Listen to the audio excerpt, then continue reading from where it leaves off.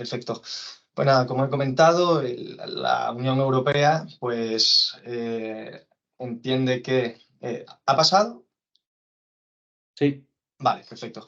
Entiende que el coste mundial se estima en que se encuentra entre 5,5 y 7 billones, por lo tanto es bastante dinero, con lo cual por eso pretenden mitigar esos daños. En 2022, la Fuerza y Cuerpo de Seguridad del Estado contabilizaron 375.506 infracciones penales solo en España, es decir, un 72% más que en 2019, lo cual se ve que todos esos riesgos, todos esos ciberataques se han implementado de manera bastante grande, con lo cual hay que buscar soluciones. Esas soluciones son a través de esas directivas que he comentado y esas propuestas de ley. En primer lugar, la directiva que ya se ha implementado, el NIS 2. ¿Por qué NIS 2? Porque ya había una directiva de 2016, pero realmente en 2016 no pensábamos que esto iba a ir a tan gran escala. Con lo cual, el objetivo de esta directiva es alcanzar un elevado nivel común de ciberseguridad en toda la Unión, con el objetivo de mejorar el funcionamiento del mercado interior. El ámbito de aplicación se va a regular por cada estado mediante unas listas. Eh, no sé qué pantalla estáis viendo, si la presentación en pantalla completa o... Objetivo y ámbito de aplicación. Sí, pero No, pero la pantalla no está en completa pantalla completa. No. No, no no. está pantalla completa, ¿no? Vale, Vale. si te parece, si lo pruebas. Eso me parecía. Vale, un momentito a ver si... Porque estaba pasando la otra. A ver.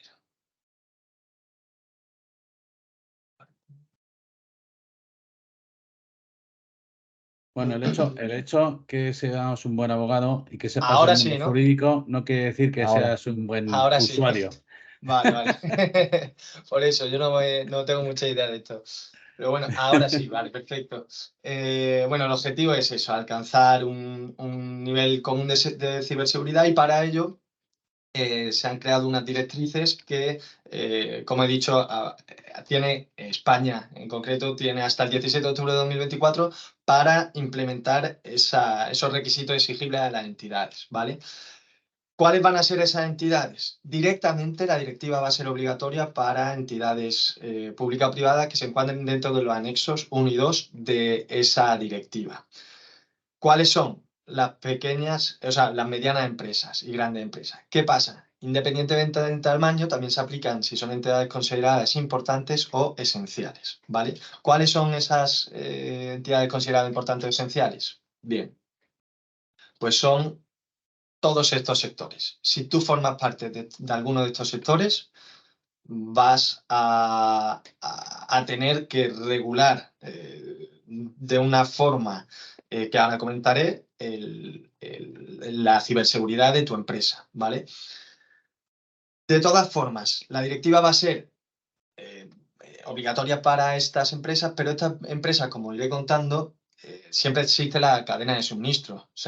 Hay relaciones con otras entidades más pequeñas, más grandes, pueden ser de estos sectores o no de estos sectores, pero las empresas de estos sectores, como sí van a tener que aplicar esa directiva, van a tener la obligación, realmente una obligación en cuanto a la directiva, pero si quieren seguir trabajando con esas empresas que sí tienen la obligación, van a tener que adaptar también esos requisitos de ciberseguridad. El núcleo de la directiva gira en torno a unas buenas prácticas, y estas son la evaluación continua de riesgos y vulnerabilidades, la mitigación proactiva de los riesgos, la gestión de crisis y sobre todo la continuidad de la actividad, y por último un intercambio rápido de la información sobre vulnerabilidades e incidentes.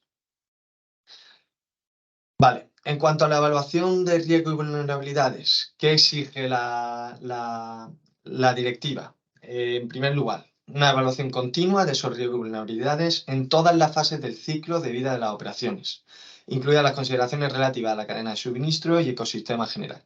Es decir, las herramientas de Cartos y el englobe de Compite es lo que pretende y cómo funcionaría. Es esa evaluación de riesgos y vulnerabilidades, por dónde me pueden atacar, por dónde ¿Dónde están? A ver, entendamos que una empresa es una casa. Cuanta más puertas y ventanas, más vulnerabilidades, más riesgos. Todo ello, lo que exige la directiva es que se esté pendiente de ello constantemente. Porque realmente estos ciberataques, el aumento tan grande que ha habido es porque cada vez hay más maneras de entrar en nuestra casa, por así decirlo. Entonces, ese enfoque proactivo lo que exige es, en cuanto a la cadena de suministro, por ejemplo, conlleva que determinadas organizaciones no solamente consideren la ciberseguridad como algo interno y prosperar dentro de sus fronteras, sino también algo a tener en cuenta de cara a externos, ¿vale? Las entidades entonces deben mantener ese enfoque proactivo, manteniendo una vigilancia constante y de las amenazas y vulnerabilidades. La mitigación proactiva. La mitigación proactiva de esos riesgos, una vez evaluados y sabiendo cuáles son nuestros riesgos, va a exigir que haya una prevención, una detención y una respuesta a esas amenazas. Realizada esa evaluación, deben adoptarse medidas acordes para prevenirlos, detectarlos, responder ante ellos y mitigarlos. Gestión de crisis y continuidad. Vale. Va a haber que realmente vamos a tener que hacer un desarrollo de esos procedimientos eficaces de gestión de crisis para garantizar la máxima continuidad operativa en caso de incidente. Por ejemplo, un incidente que suele ocurrir es que acceden a las máquinas que se conectan a Internet y paralizan todas esas máquinas. Cada vez encontramos más máquinas que están conectadas a la red. Acceden a la red por alguna de esas vulnerabilidades que no se hayan detectado. Al final, esto es, no se trata de una guerra, están los ciberdelincuentes y las entidades. Y las entidades que hayan contratado unos servicios de ciberseguridad, pues esos son los dos bandos. Al final, siempre va a haber una forma de entrar. Lo que se tiene que hacer es analizar cuáles son todas esas ventanas y protegerlas, ¿vale? Pero como al final, al ser una guerra, se puede dar, se puede ganar una batalla, pues hay que tener una gestión de esa batalla que se pueda perder. Y la continuidad del negocio es vital por lo siguiente: paralizan esas máquinas. ¿Qué ocurre cuando a una empresa se le paralizan máquinas? Se deja la producción, empieza a haber responsabilidad con proveedores, con contratos de servicios, con todo ese entorno, toda esa cadena de suministro que al final se ve afectada. ¿Problemas para la empresa? Responsabilidad contractual, responsabilidad extracontractual y responsabilidad al final a través de esta directiva para los administradores también. Ahora, más adelante hablaré de ello en profundidad. Además de todo ello, la directiva exige que cuando haya un ataque lo que se pretende es a nivel europeo se tenga conocimiento de todos esos ataques. Con lo cual, ¿qué hay que hacer? Cuando se ataca cuando se sienta atacada una entidad, va a haber que notificar a unos centros o autoridades que deberán ser determinadas por cada uno de los estados con la aplicación de esa directiva, y para que esos informes de cómo se ha atacado, cuál ha sido la vulnerabilidad, qué información se ha accedido, todo ello para informar al resto de entidades que conforman la Unión Europea para que no se produzcan o se sigan produciendo estos ataques. Con lo cual también es interesante que una vez producido el ataque, tener un soporte de ciberseguridad que diga, vale, pues ha ocurrido por esto. Porque no solo para mitigarlo dentro de la empresa, sino que la Unión Europea te va a exigir que hagas ese informe, ¿vale? Con lo cual es bastante interesante contar con ello.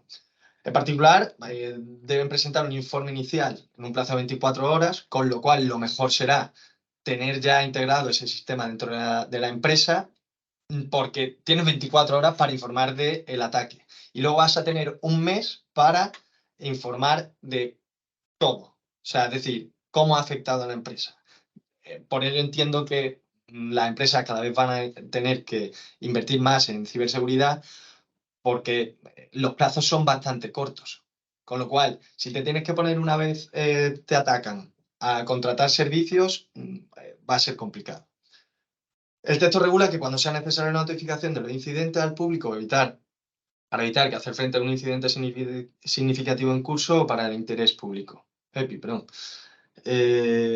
Vale, exacto. La notificación inicial, un plazo de 24 horas. Una notificación intermedia pasadas 78 horas, 72 horas. En estas 72 horas ya tienes que evaluar todo el daño que ha producido, por lo menos decir cómo ha podido ocurrir y, por último, la notificación final, que es ese informe ya más extenso de qué ha pasado, por qué ha pasado y a quiénes, incluso a qué entidades ha alcanzado. No olvidemos esa cadena de suministro que tiene un componente bastante importante. En cuanto a la protección de datos, se introducen también nuevos requisitos relativos a la privacidad, como por ejemplo la obligación de informar sobre los incumplimientos que conlleve una violación de seguridad de los datos personales de conformidad con el Reglamento General de Protección de Datos. Vale, ¿qué quiere decir esto? La protección de datos está a la orden del día. Entonces, todas esas fugas de información que se produzcan por un ataque habrá que informar, ¿vale? Y sobre todo no habrá que informar, sino que habrá que defenderse. Porque todo esto, que es lo que estoy informando así a grandes rasgos, pero luego me meteré con la responsabilidad. Todo esto, si tú no cumples con la protección de datos, antes, bueno, se podía decir, no, es que me han atacado, yo no podía preverlo, ya no va a ser una excusa el no podía preverlo, no, yo tengo un antivirus, no, ya no. Ya lo que dice la actividad es que hay que ser proactivo, esto está aumentando, con lo cual la protección de datos, ya no solo de las empresas, sino de los usuarios, de los servicios, de toda esa información, sea esencial, sea eh, más importante o menos importante, esa fuga ya no, la Unión Europea no la quiere. Con lo cual, la directiva fomenta ese pleno aprovechamiento de los principios de protección de datos desde el diseño y por defecto, así como las medidas más avanzadas de seguridad y preservación, como la pseudonimización y el cifrado. Incluso se va a exigir el cifrado de extremo a extremo, que es lo que más o menos aporta la presentación de Ana, como nos ha indicado. Ese documento pues queda protegido, se sabe dónde está. La fuga de esa documentación va a ser mucho más complicada, ¿vale? Aquí llegamos a lo importante en cuanto a la responsabilidad, y es que anteriormente era la entidad la que respondía de esas fugas. Ahora realmente ya no solo va, por supuesto, va a responder la entidad con multas, con responsabilidad contractual y con responsabilidad extracontractual. Las multas por incumplimiento para las entidades esenciales, porque se hace una distinción entre esenciales e importantes, van, como veis, por incumplimiento. Puede ser hasta 10 millones de euros o el 2% de facturación anual de la empresa, y para la entidad importante la multa es de hasta 7 millones de euros o el 1,4% del volumen de negocios anual mundial. Vale. Esto es lo que es la multa administrativa, ¿vale? Pero, como he ido diciendo, la directiva exige esa proactividad contra la ciberdelincuencia. ¿Qué ocurre en caso de que haya un ataque y no tengamos implementado todos esos requisitos que exige la directiva? Te van a imponer esa multa administrativa que, como veis, puede llegar a ser bastante elevada. Pero aparte, los altos cargos y los equipos directivos van a responder también. Es decir, se le va a poder exigir responsabilidad por parte de las empresas afectadas. Porque, como digo, no solo afecta un ataque a una empresa, sino que al final, como estamos todos conectados, afecta a los demás. Esas empresas que sí tengan implantadas medidas de ciberseguridad frente a que hayan contratado con la que no los tenga y por no tenerlas hayan sufrido un ataque, van a poder exigir responsabilidad, ¿vale? A esta empresa, contractual y extracontractual. Es decir, si tienen un contrato, van a poder exigirle por ese contrato, y extracontractual porque realmente, o sea, ahora me explicaré en cuanto a la cadena de suministros. Realmente tú tienes un contrato, me da igual que no cumplas con ese contrato, porque debería haber cumplido con ese contrato. Si te han atacado, no es mi culpa. si tu empresa se ha visto paralizada, no es mi culpa. ¿Por qué? Porque la directiva te obliga a tener esa implantación de ciberseguridad. Si no lo has hecho, no tengo que responder yo de ello, porque al final estamos todos conectados y esta empresa pues, va a tener otros contratos, otros contratos, otros contratos. Con lo cual, que yo vaya a incumplir estos contratos con otros clientes por tu negligencia, a mí no me incumbe, porque ya estás obligado. Con lo cual, al final ya no solo va a ser la empresa, sino esos altos cargos. ¿Por qué? Porque esos altos cargos son los que van a tener que formar a las personas de su organización, implantar los sistemas de ciberseguridad que crean conveniente, y si no lo hacen, cuando van a tener que afrontar esa negligencia, incluso esa obligación que te impone la directiva de resiliencia cibernética. En cuanto a la propuesta de ley ciberresiliencia y propuesta del reglamento, todavía no se han implementado. Simplemente la directiva ya es vigente, simplemente tiene que llegar a España y transponerse, que seguramente se transponga de la misma manera. Y estas propuestas son que todavía deben aprobarse por la Unión Europea. Entonces, ¿qué pretenden? Mejorar la seguridad de la fase de diseño y desarrollo del producto, así como a lo largo de todo el ciclo de vida del mismo. Aspira a crear un marco coherente de ciberseguridad, aumentar la transparencia de las propiedades de seguridad y permitir a empresas y consumidores utilizar productos digitales de forma segura. ¿Cuáles son estos productos digitales de forma segura? O sea, estos productos digitales. Una máquina a la que le implementas un hardware o un software que se va a conectar a una red va a tener que cumplir con ciertas garantías de seguridad. ¿Por qué? Porque, como digo, ya estamos totalmente conectados, cada vez hay más máquinas que se conectan a Internet y, como explicaba antes, cada una de esas máquinas es una ventana a toda la red, a todos los clientes. Con lo cual, esas máquinas que implementen productos digitales van a tener que cumplir con ciertas normas de seguridad y ciberseguridad. El ámbito de aplicación son esos productos con elementos digitales cuyo uso previsto razonablemente previsible incluye una conexión de datos. ¿Cuáles? Pues todas, desde un Alexa a una máquina que se conecte a una centralita, cualquier cosa así. Ejemplo de ello, la paralización de toda una planta de fabricación. ¿Por qué? Porque todas esas máquinas estaban conectadas a la red. Accedieron a la red y consiguieron que todas las máquinas dejaran de funcionar. Va a haber obligaciones tanto para fabricadores, distribuidores como importadores, ¿vale? Solo podrán comercializarse productos con elementos digitales si estos cumplen los requisitos esenciales que deben todavía de especificarse mejor, porque creo que todavía no se han, lo diré, no se han recogido de manera exacta, pero al final lo que pretenden es crear una marca CE, Comunidad Europea, que si tú cumples esos requisitos, te la dan. Esa marca CE al final no deja de ser una pegatina que va a ponerse en la máquina que vendas, en la pieza que vendas, en cualquier cosa. ¿Por qué? Porque si tú no tienes esto, no lo vas a poder distribuir.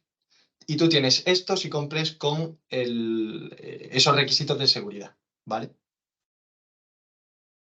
¿Cuáles son esos requisitos? Pues los requisitos son tener cuidado, conocer las vulnerabilidades y una vez conozcas esas vulnerabilidades, mitigarlas de una manera proactiva, y hasta que tú no hagas eso, no te van a dar la marca CE, con lo cual no vas a poder distribuir tu producto, tu producción, cualquier cosa. Aparte de ello, debes tener unos requisitos de gestión de vulnerabilidades e informar de ello al usuario. Con lo cual es interesante saber cuáles son las vulnerabilidades, cómo mitigarlas, y no solo tú, sino hacerlo conocer a los usuarios de ellas, ¿vale? Como decía, eso, hay cuantas más máquinas conectadas, mayor vulnerabilidad, más riesgo y, por lo tanto, la directiva la proposición de ley lo que exigen es una mayor protección. ¿Cómo afectarán estos cambios legislativos? Vale. En cuanto a los ataques y las consecuencias, ya ha hablado la compañera de Cartos, por lo tanto no me voy a referir a ello. Pero sí quiero hacer mención a lo que ocurre ahora mismo cuando hay un ciberataque y lo que va a ocurrir en el futuro, ¿vale? Por ejemplo, la Audiencia Nacional en 2022, el año pasado, concede un ERTE a una empresa que se ve ciberatacada y pues no puede hacerse cargo de los salarios. ¿Por qué? Porque no tiene actividad, con lo cual no tengo actividad, no puedo pagar, se ve afectada. En un principio se decía que no había ERTE, ¿vale?